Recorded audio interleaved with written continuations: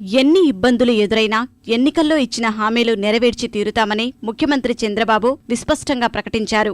వీలైనంత త్వరలోనే రుణమాఫీ చేస్తామని చెప్పారు. ఇది ఆరంభమేనని, వ్యవసాయాన్ని లాభసాటిగా మార్చేందుకు ప్రభుత్వం చిత్తశుద్ధితో కృషి చేస్తుందని విశాఖ పర్యటనలో ఉద్ఘాటించారు. చోడవరంలో పొలం పిలుస్తోంది కార్యక్రమాన్ని బాబు ప్రారంభించారు. ఈ కార్యక్రమం ద్వారా వ్యవసాయ ఉత్పాదకతను పెంచి రైతులకు మరింత ఆదాయం సమకూరేలా చూడటమే లక్ష్యమన్నారు. వచ్చే 5 ఏళ్లలో రాష్ట్రంలో తాగునీటి కొరత లేకుండా చూస్తామని, అందుకోసం పెద్ద రిజర్వాయర్లన్నింటినీ అనుసంధానిస్తామని సీఎం వివరించారు. రాష్ట్ర విభజన తీరుపై ఆగ్రహంతో కసికొద్దీ కాంగ్రెస్ను భూస్థాపితం చేసిన ప్రజలు రాష్ట్రాన్ని అభివృద్ధి చేయడంలోనూ అదే పట్టుదల ప్రదర్శించాలన్నారు. రైతులకు న్యాయం జరగాలి. రైతు కుటుంబంలో పుట్టాను. వ్యవసాయాన్ని లాభసాటిగా తయారు చేసే వరకు నిరంతరం కృషి చేయాలని చెప్పి నిర్ణయించుకున్నాను.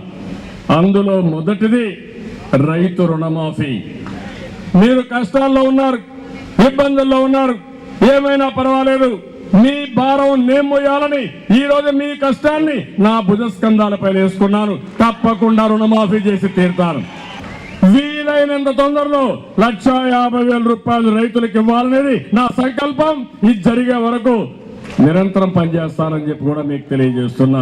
అభివృద్ధిలో తనతో పోటీ పడాలన్న తెలంగాణ సీఎం కేసీఆర్ సవాల్కు చంద్రబాబు స్పందించారు.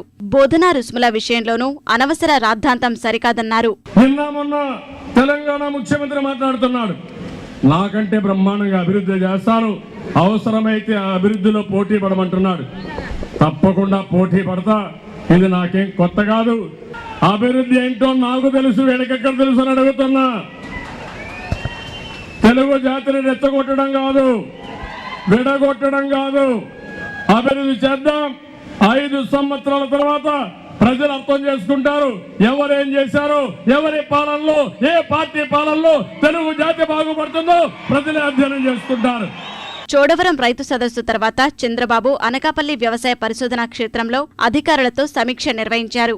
జిల్లాలో భూముల లభ్యత, కొత్త ప్రాజెక్టుల రాకకు తీసుకోవాల్సిన చర్యలపై చర్చించారు. రాత్రికి పరిశోధనా క్షేత్రంలోనే బస చేసిన ముఖ్యమంత్రి నేడు యలమంచిలి, పాయకరావుపేట నియోజకవర్గాల్లో పర్యటిస్తారు.